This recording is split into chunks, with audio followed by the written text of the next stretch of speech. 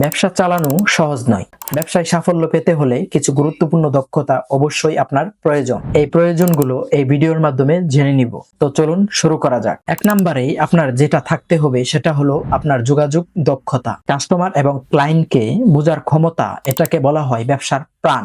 যত মানুষের সাথে হাসি খুশি কথা বলবেন, সম্পর্ক করবেন, তত আপনার ব্যবসা বৃদ্ধি পাবে। দুই নম্বরে আমি যেটা বলবো সেটা হলো ব্যবসায় নেটওয়ার্কিং তৈরি করা। ব্যবসার সম্পর্কই হলো আসল শক্তি। ব্যবসার ক্ষেত্রে ভালো মানুষের সাথে সংযোগ থাকলে দেখবেন সাহায্য ও পরামর্শ, সুযোগ সবকিছুই পাওয়া যায়। তিন নম্বরে আমি যেটা বলবো সেটা হলো ব্যবসার ক্ষেত্রে নতুন কৌশল শেখা।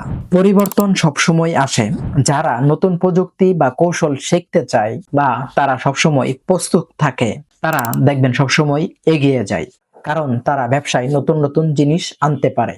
এতে জনগণের কাছে বিক্রির চাহিদাও বাড়ে। 4 নম্বরে আমি যেটা বলবো সেটা হলো অর্থ ব্যবস্থাপনা। আপনার টাকা কোথায় খরচ হচ্ছে, কত টাকা আয় হচ্ছে, কত টাকা ব্যয় হচ্ছে, এটা জানা জরুরি।